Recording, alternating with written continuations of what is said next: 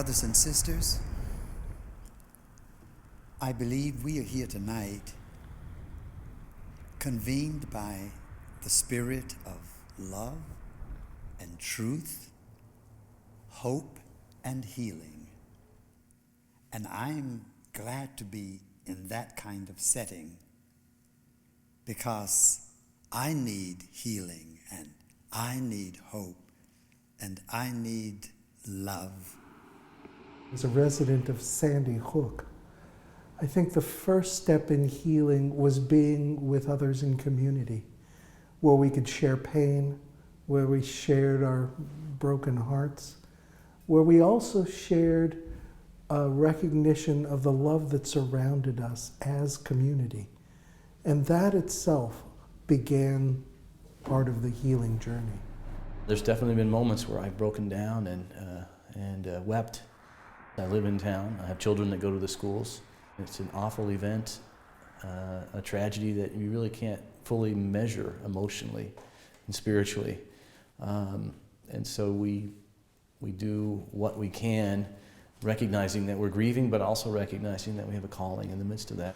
And I think for me as a clergy person, sometimes I feel that that has been helpful to me to be able to serve others and to help care for others, because if anything, it helps me to feel like I can respond in the midst of this, and that helps with my grief at least.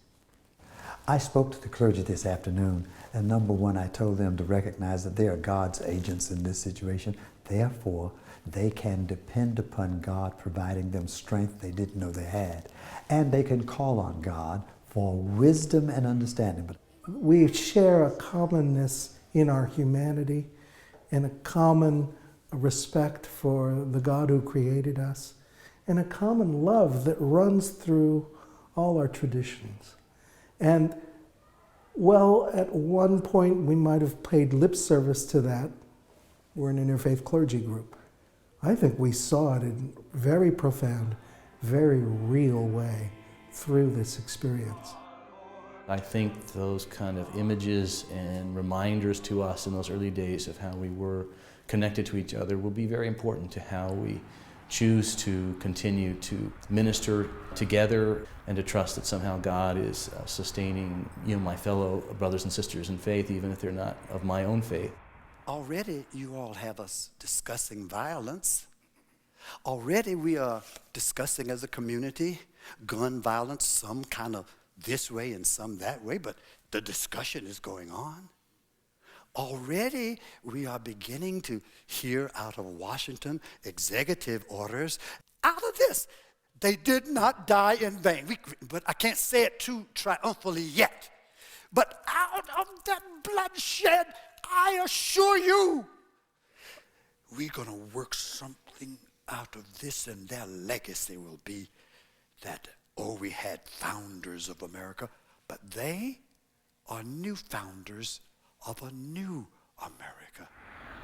Prayers is the thing that has lifted us up in the moments when we didn't know if we could take another step. Prayer is that thing that came to us in the midst of what was horror. Prayer is what lifted us up in the midst of being a community in grief.